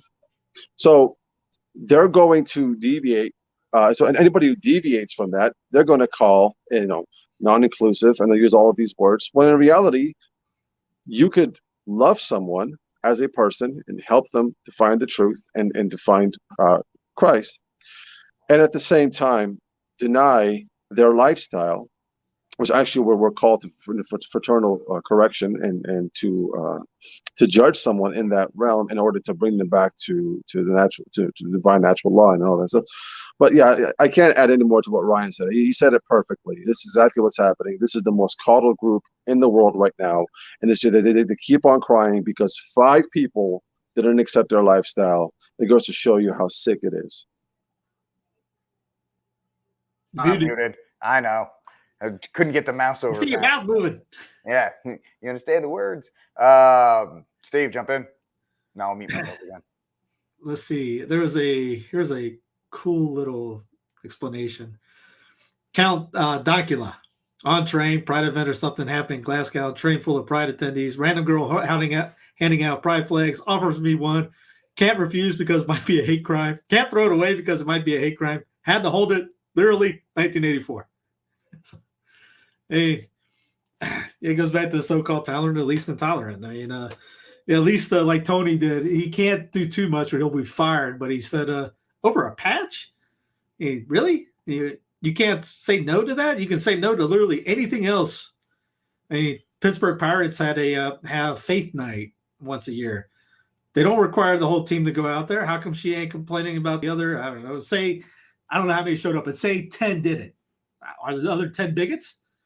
I mean, I know NFL sometimes because of D'Angelo Williams, he started the pink thing in October. Well, you can opt out of that if you don't wear pink. Are you a bigot for that? Say you don't donate money for that. I mean, it's literally how you call somebody a bigot for wearing a patch, but you talk about being thrown in the face.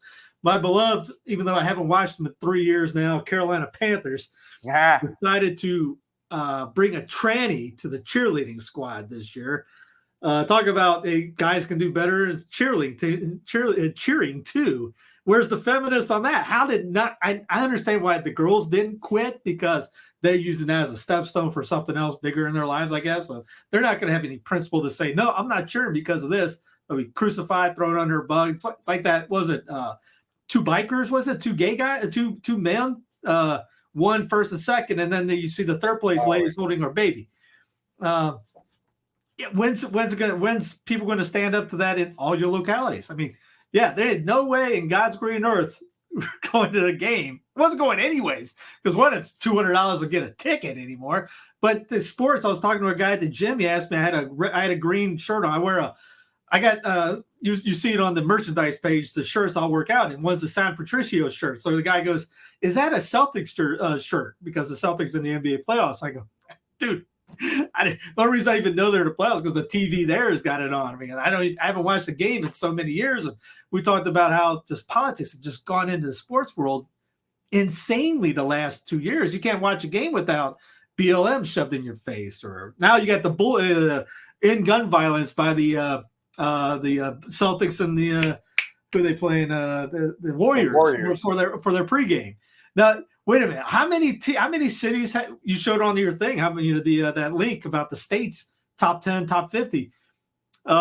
There's gun violence in all those NBA cities. All of a sudden, Uvalde now they're having a problem with it. Philadelphia that same weekend had gangbangers go through a drive-by, multiple over a dozen so odd killed. Mm-hmm. Chicago was that same weekend, double digits killed. Nobody's saying a thing about that. Yeah, what's her face? AOC saying that it's because of Indiana, the Chicago violence. Well, how come there's no violence? How come you don't have the violence in Indiana? I mean, you got what's his face, the murder capital of the world. They used to be Gary, Indiana. Yeah, there's a independent league team there. I can't remember their nicknames. Anyways, probably the murder. Yeah, I mean, it's a clown planet we just live on. I mean, it's getting weirder and weirder and stupider every day. And it's not just the States. I mean, that link, what was that? That was in Glasgow. All the Western nations or Western civilization has gone queer, as Delano said. It's not just the U.S. It's everywhere in the West, basically. Yep. All right, guys, we're going to wrap it up. So we're going to do Cry Room and Saint of the Week. We'll start with Ryan, Cry Room, and then Saint of the Week, and Matthew McConaughey is off the table. Because John took him, and he'll probably win this week. Yeah. So. I think we need to do like a pre-show kind of, all right, who's off the table for Cry Room? That's just such low-hanging fruit. Yeah. It's too easy. So anyway. He's going to go with Fauci. Can't have a running one either. So yeah, so no, my Cry Room is Ewan McGregor, who is, of course, the actor for Kenobi and in the prequels, which I hated, but not nearly as much as what Disney's producing now. And mostly because of this show. Again, it's a similar type of MO that Hollywood and Disney is following. They knew the show was such crap to begin with.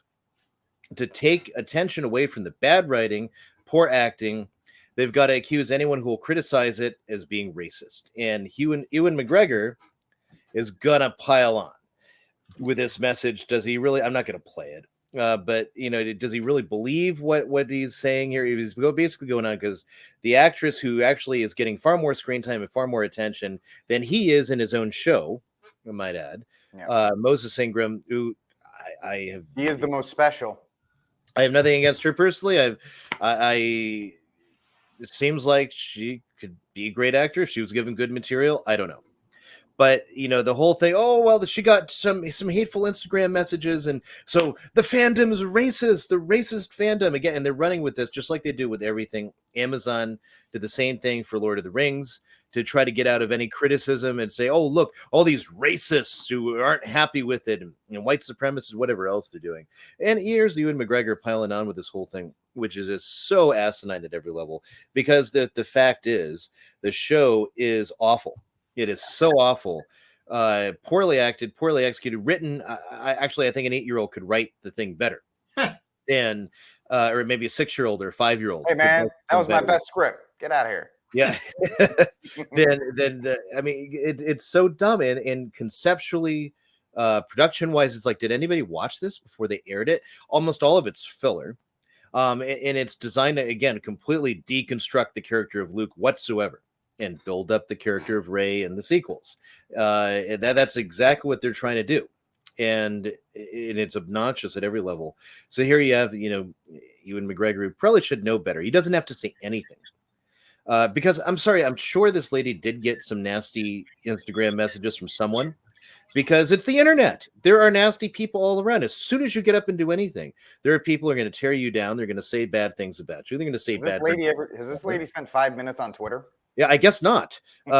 So all I can say that, or she is such an echo chamber that everyone telling her how wonderful, diverse, and strong, and she is, that it's never occurred to her there are weird and nasty people on the internet that say bad things. So if you can't deal with it, don't be on the internet, really.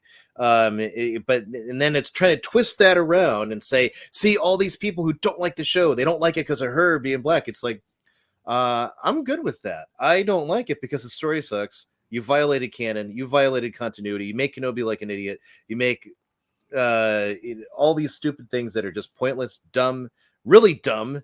And you've got no story for something, and you can continuing to destroy a character people are invested in. So anyway, that's my long cry room rant. But it just, in the past, I thought he was a guy who actually had a little bit of class and whatnot. Not anymore. Paycheck is always the winner. Yep. And you and I have talked about this endlessly, because we've taken with the critical drinker tank. It's just content. Yep. Consume and move on. And somebody brought up a good point on one of his live streams lately, that Disney's been the way they're doing is because future generations will watch prequels, these shows, then they'll watch the original 3, and then they'll watch the crap. So what they're doing is they're working overtime, like you said, to destroy the original 3, build up the trilogy that Disney did. And if you watch it in order, Alec Guinness's performance won't make sense, because Ewan McGregor will be in 3 films plus this, that they have now put their mark on that character for generations to come, and they've managed to destroy it in order to lift up Rey or whoever special woman or whatever narrative they want to go with. I'll shut up. Fwaz, what do you got? Cry room, saint of the week. Saints of the week, I'm going to put Bishop Strickland on there, mainly because when a lot of the bishops were quiet, when Bishop Corleone put their stop on Pelosi receiving communion, he was out there and publicly supporting him. Didn't care what anybody thought, because it was true. So I put him out there. This is heroic in a way for him to be out there, regardless of what the other bishops or his peers thought. Cry room, I'm going to put, because of his tweet this morning, Father James Martin crying on Twitter, using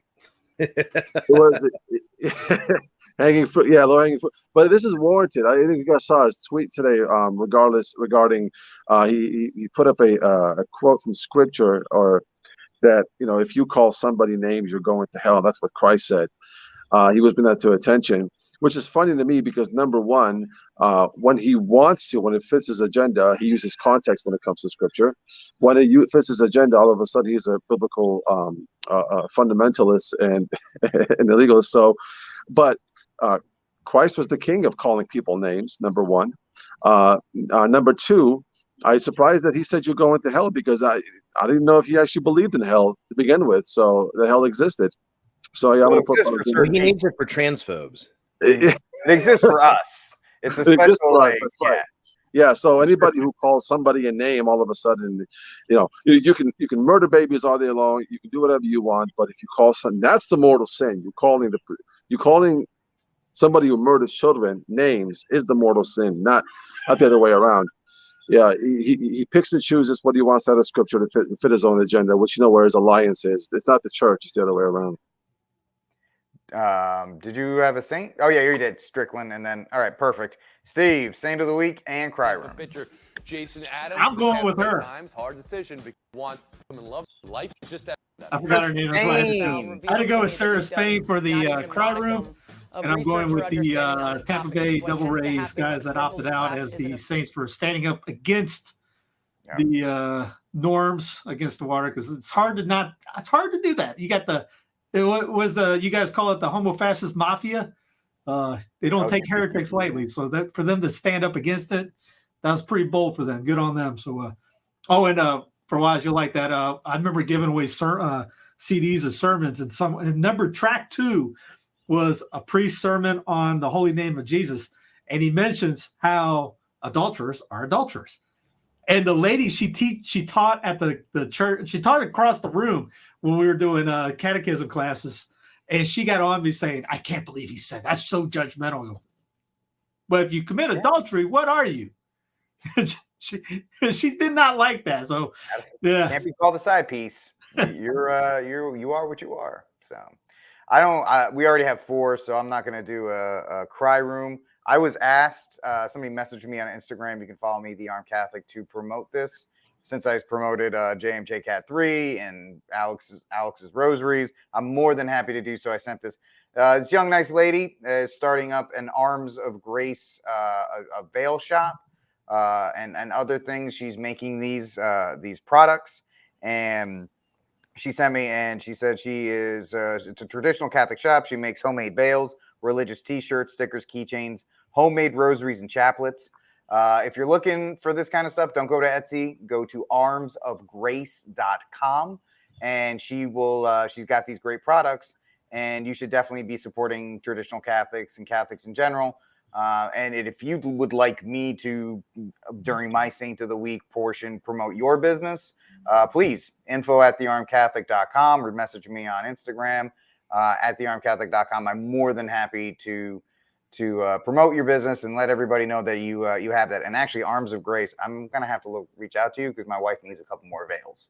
So Rick, because of you with that hat, I contacted the dude that makes the hat. He's gonna make a Sons of Fidelium hat. I gotta get him to make an Armed Catholic hat. I mean, that guy's awesome. So this guy, I think he's a former cop. He said so. He's a former cop, and he was one of the 3 guys that led the Rosary Rally in LA right last weekend. This dude is legit. So he's awesome. If you're gonna get it, have you heard of him, Flaz? Oh yeah, I talked to him before on Instagram. Yeah. Same thing with the gal that you just promoted. Actually, she reached out to me to promote it, and I asked her. I said, do you accept all the teachings, the traditional teachings of Catholicism? She passed the test, so I can 100% support everything that she's putting out there too. So she's great. I should probably do that instead of just being like, I was like, sure, I'll do it. So I have to give it. Did you give her the test from Monty Python? What?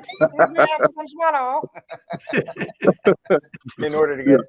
But yes, armsofgrace.com. I got to find you because my wife needs some veils. And if you'd like for me to promote your business, I'm more than happy to do so. Reach out for me. info@thearmedcatholic.com or at my Instagram page, The Armed Catholic. All right, folks, that's it for this episode of News from the Pew. I want to thank Fawaz and Ryan and Jonathan and Steve for hanging out with me, and for you for hanging out with me too. Like, subscribe. Almost did it. Like, subscribe, and share. And we'll look forward to talking to you next week. God bless, and Viva Cristo Rey. Just on the issue of gas prices, after waiting for a long time to have enough chips in this country to finally get my electric vehicle, I got it and drove it from Michigan to here this last weekend and went by every single gas station, and didn't matter how high it was. And so I'm looking forward to the opportunity for us to move to vehicles that aren't going to be dependent on the whims of